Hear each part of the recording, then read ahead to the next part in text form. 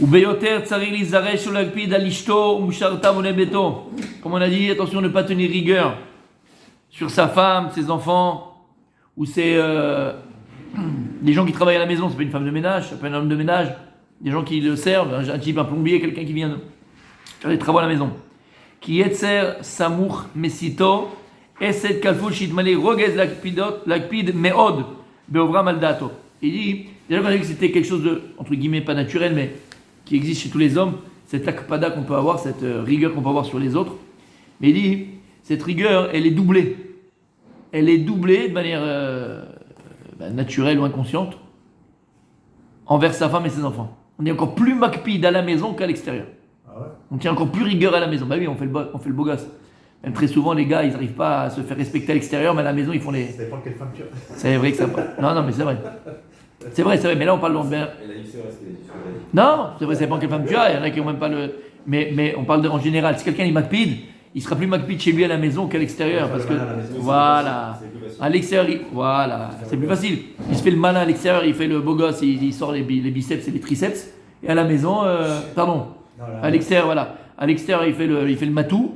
Et à la maison, il sort les triceps. C'est plus facile, comme tu as dit, David. C'est beaucoup plus facile. Donc pour ça, il faut faire encore plus attention avec la maison. La brûle. Aval, c'est vrai ce que j'ai dit. Avalaï shayaret Hashem.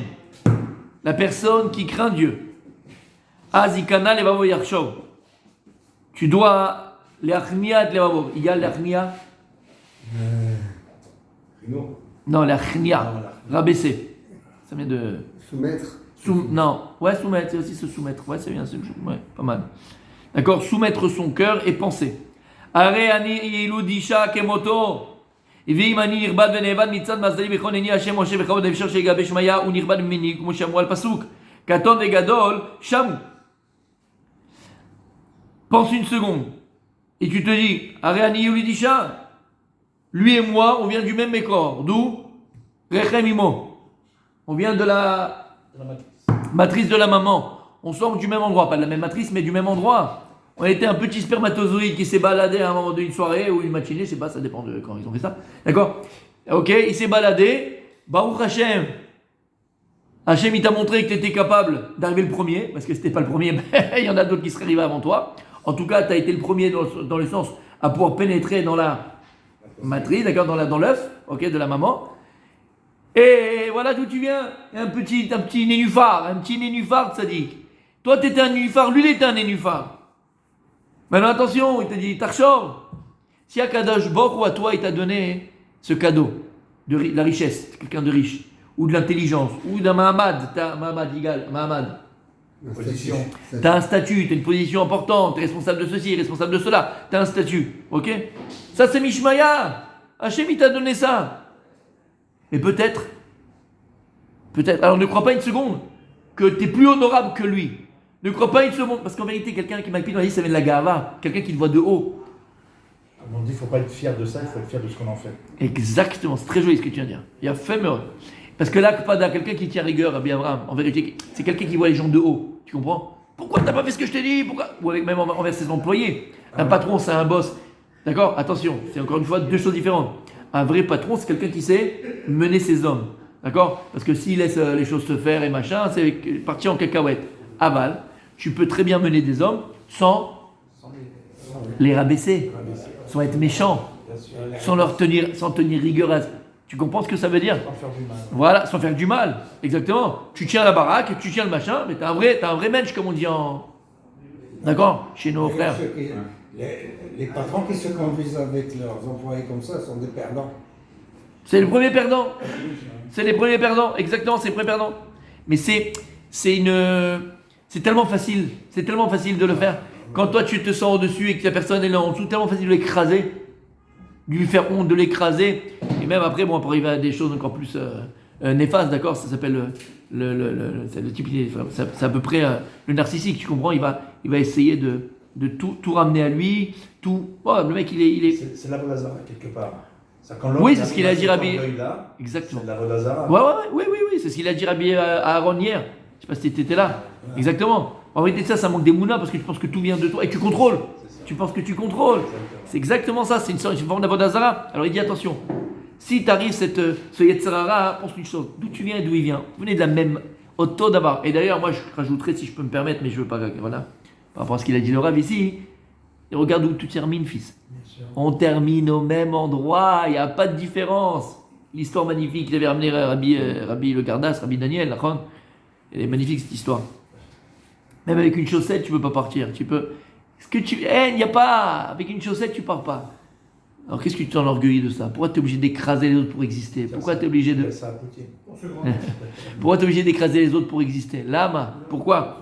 Et il te dit, sache, et dis-toi une chose. Peut-être que Mitzad Adam, par rapport à l'homme lui-même, ces personnes qui sont là, peut-être que celui qui est en face de toi, qui a priori, toi, tu te prends pour quelque chose, et lui, parce qu'il n'a pas peut-être l'argent, parce qu'il n'a pas ce que tu as toi, mais peut-être qu'aux yeux d'Hachem, il est encore plus Mechoubat que toi. Aux yeux d'Hachem, il est encore plus honorable que toi. C'est ce qu'on a vu dans la Gemara, voilà ma four Raïti. Après 120 ans, on verra un monde complètement à l'envers. Les gens qu'on était Mechabed Barolamazé, qu'on honorait dans ce monde-là, les gens qu'on donnait du kavod dans ce monde-là, et ceux qu'on méprisait, ce sera l'inverse. Eux, ils seront là-haut comme des gdolim, et les autres, ils seront bons peut-être en dessous. Voilà, comme les Gemara Nachon Babatra, on a ma four Raïti. C'est tellement vrai. Nous, on se fie à ce que l'on voit. Afelu Shmuel Navi, entre guillemets, il s'est trompé lorsqu'il a été choisir sur la parole d'Hachem, le Melech Israël Mashiach à la place de Shaoul. Il voyait l'apparence des enfants de Ishaï. Le premier, il était beau, le deuxième, il était fort, le troisième, pareil. Akadru lui a dit: attends, Habibi, vous voyez avec les yeux. Ani Yoel Alevav. Moi, je vois le cœur, moi, je vois l'intériorité de la personne, je vois pas l'extérieur. Toi, tu as vu les bons, il est fort. C'est pas eux. C'est Hachem qui l'a choisi. Il a dit: c'est un des enfants d'Ishaï, il ne sait pas c'était lequel. Donc il attendait, quand il a vu le premier rentrer, il était magnifique, beau, grand. Pour Shaoul. Je parle de David Amelech. Shaoul, c'est trop chaud. D'ailleurs, Shaoul aussi, il était grand et était au-dessus. Beau, Shechem Yechav, il a fait mode. Donc lui, il voyait l'apparence. Non, je sais pas ce qu'il voit. Shmuel Hanavi. Alors toi, le petit rigolo qui est sur ton du cul, là, tous les mardis matins, tu vas me faire lui, il est comme ça. Qui tu juges, qui tu es, comment, pourquoi? Arrête, reste à ta place. Et il dit, donc, Katan Vegadol, Sham. Nikar ve'emet roshi yoter me'adonav. Vimu chaya birvodi, mitzad shemekebel ana me'otet al yadi, ou mitzad shizvo boré birvodi. Il dit, maintenant, si toi-même tu veux faire du bien à l'autre, tu as sorti une personne de la pana, tu l'as donné, pas prêté. Tu lui as donné 50 000 shekels, 100 000 shekels pour lui faire, tu dis, c'est quoi, allez, garde-les. Tu lui as fait un grand massetov. C'est extraordinaire ce que tu lui as fait. Tu l'as sorti du caniveau. Ou t'as, comme dit le Rambam, la plus grande tzedaka, c'est lorsque tu vas donner une personne juste avant qu'il tombe. Pour pas qu'il tombe, juste avant. C'est la plus grande tzedaka qu'on peut faire. Alors maintenant, toi, tu dis quoi? Regarde, moi, je l'ai aidé. Regarde, je l'ai fait. Regarde, je l'ai machin. Donc, il doit m'honorer. Il doit une reconnaissance. On t'a dit, alachat kamekama chayvani bichvod bori yotzri vosi asher yedifu tu alay begama li micheset tovim aden cheker. Si toi, tu penses comme ça sur l'autre, Rabbi Abraham, parce que tu lui as fait du bien, tu lui as fait une tova, parce que tu l'as invité chez toi, parce qu'il a fait son allié, il n'avait pas où dormir et pendant 2 mois tu les as logés alors qu'il n'avait qu'une seule pièce. D'accord? Tout le monde a fait des bonnes choses. Et toi tu te dis, regarde ce qu'il me doit. Tu penses à une chose. Pour abaisser ton kavod, là, pour abaisser ta petite marmite qui est en train de monter, j'ai une seule chose. Si toi tu penses comme ça déjà sur Bassar Vadama, qui toi tu as fait du bien, c'est quoi, 2 mois, 1 mois, 50 000 shekels.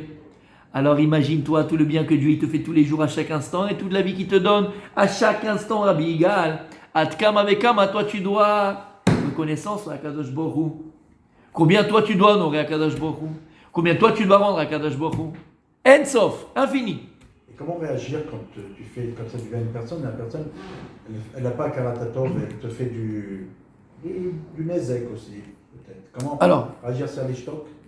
Alors, il y a 2 choses. On avait parlé de cette signal-là. La première chose, c'est d'abord quand tu fais du bien, d'accord? Que ce soit tes enfants, ta femme, et on va appeler tes parents, que ce soit n'importe. Et après, même un étranger, entre guillemets, faut jamais attendre en retour. Non, ça c'est sûr. Non, dans le sens. Non, je sais, mais juste, j'explique. C'est quoi jamais attendre en retour? Même pas attendre un merci en retour. Même pas attendre un merci en retour. Ah, mais attention. Ça ne veut pas dire que la personne qui a reçu, elle ne doit pas dire merci. Ouais. Elle est une éclatatove éternelle. Elle doit dire merci. Elle doit tout ce que tu veux. Aval, toi, en tant que donneur, sache une chose. Et je vais te dire, si tu veux donner, si tu ne veux pas donner, donne pas. Mais à partir du moment où tu veux donner, Habibi, donne, c'est tout. En fait, tu prends pas que sur la réaction de l'autre. C'est pas ton problème. Ouais. Et je vais te dire pourquoi. Parce que très souvent, on a eu une grosse discussion à l'époque avec Julien pendant des semaines, même des mois. Et après, je pense qu'après, voilà, après, je me suis bien passé. Mais il y avait du mal à comprendre ça. C'est dur, tu donnes à tes enfants, tu donnes à ta femme, tu donnes à des gens et tout, t'es déçu. Mais c'est ce que je lui ai dit. Mais c'est le meilleur moyen de ne pas être dans la déception, de ne pas être déçu. Je parle de tout, exactement, de tout, Rabbi Moshe, exactement. Mais très souvent, on est déçu. Il y a des gens qui sont déçus. J'ai donné, j'ai fait, j'ai machiné, j'ai truqué. Tout est vrai, tzaddik. Mais tu veux le meilleur moyen de ne pas être déçu dans la vie ? N'attends rien en retour. Encore une fois, ça enlève en rien à la personne, ça c'est deux cours différents. À la personne qui reçoit, elle qui reçoit et qui ne dit pas dire merci, elle a fait l'oulo no shoot. Elle est même pas dans humain. Humain, elle n'est pas. Dieu, il déteste ça. La Gemara dans Masechet Avodat Zara, comme Moshe Rabbeinu il a dit à Israël, Kfouye Tova bnei Kfouye Tova. Vous êtes ingrat, fils d'ingrat. Ingrat, fils d'ingrat. C'est quelque chose d'intrinsèque à l'homme. Tu comprends? Et ça qu'Hachem c'est ça qu'Hachem il a entre guillemets t'es Makpid sur Adam Arishon, Makpid ponctuellement. C'est qu'il a reproché à Adam Arishon, on va le voir Shabbat, c'est un petit peu ce que je vais parler Shabbat. Aval, tu comprends ce que je veux te dire par là? Donc maintenant, une personne à qui tu fais du bien et il te fait du nezek, là c'est pire. Toi tu lui as fait du bien et la personne elle t'a fait du mal. D'accord? D'abord, premièrement, il y a une première chose, il faut se protéger. On n'est pas dans une Torah chrétienne où quelqu'un te met une claque alors tu donnes la joue gauche. Tu frappes dans la joue droite, tu donnes la joue gauche. Ça c'est chrétien, c'est pas chez nous. Nous on apprend ça. Yaakov c'est Israël. Yaakov Avinu lorsqu'il a travaillé chez Lavan a essayé de l'embrouiller, de l'embourber et le rouler avec les chèvres, avec les machins et tout ça. Et Yaakov Avinu ne s'est pas laissé faire. D'accord? On apprend ça. Avec les brebis, On apprend ça, quel Gemara. On l'a ramené plusieurs fois.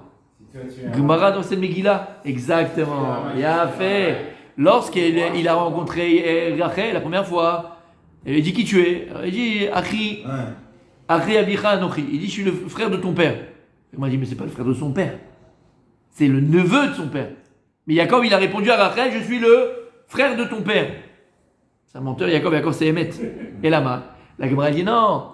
Parce que lorsqu'il a dit tu veux m'épouser, Rachel elle a dit attends mais tu connais pas mon père, c'est un ramaï, c'est un ramaï rusé, c'est un malin, c'est un ramaï c'est pire que malin, c'est même pas malin, c'est un fourbe, c'est un escroc. Et il va te donner ma soeur avant et tatati tatata. C'est ça qu'il a répondu. Ah ton père c'est Achi Avicha Anochi. Si c'est un escroc, je vais être encore plus escroc que lui, moi tu vas voir. Pardon, comment il dit Rashi à la Torah? Ramaï, on dit Ramaï. Ouais. Beramaout. Rachid dit c'est quoi? Bechokmata. Bechokma. Il a utilisé sa chokma pour aller contre, entre guillemets, contrer les plans de Lavan. Donc de là tu apprends qu'on ne doit pas être des brebis galeuses. Tu n'es pas un paillasson. Quelqu'un veut te faire du mal, tu te protèges. Et tu te protèges avec tous les moyens que tu as pour te protéger. Pas des moyens qui sont tarefs ou illégaux. Mais les moyens que Dieu t'a donnés pour te protéger. T'as un magouilleur, avec lui on va se régler. Cette idée, c'est comme un inverse, comme dans le Perkavot pour les Golgolettes, quand tu dis celui qui t'a fait ça, il te fait. Par contre, la personne qui va tuer une personne, cette personne-là devait mourir, mais la personne qui décide de faire l'acte, c'est sa décision à elle. C'est ça à elle, et Hachem il l'utilise dans les Chova. Donc dans les deux choses, c'est comme ça, c'est qu'en vérité, il ne faut attendre rien du tout. Bien sûr. Et toi, tu décides de faire le bien, de faire le mal. Exactement, c'est exactement ça. C'est ça l'idée. Exactement. Pour terminer, il dit comme ça. Donc tu penses à ça, tu penses si ces personnes, toi tu as fait du bien, elles te donnent du kavod, mais pense à combien toi tu as les kavod au maître du monde. Combien il t'a fait du bien, combien il te donne. Apprends de cela. Et il dit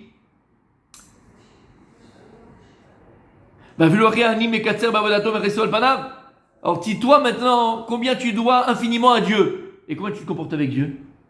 Tu fais ce qu'il faut faire. Tu lui donnes à Dieu ce qu'il attend de toi. Tu donnes à Hachem ce qu'il attend de toi. Combien t'énerves à Kadosh Baruch Hu, Kabiachol, et quand tu fais des avérotes, c'est comme si tu mettais une gifle au roi. Sheloneda, Shemishman. Chacun de nous, malheureusement des fois on tombe. C'est comme si tu lui gifles au roi. Alors lui qui t'a fait un petit peu de trucs et qui t'a machin, tu vas être Makpid alav. Comment lui? Comme on a dit hier, Mida Keneged, Mida.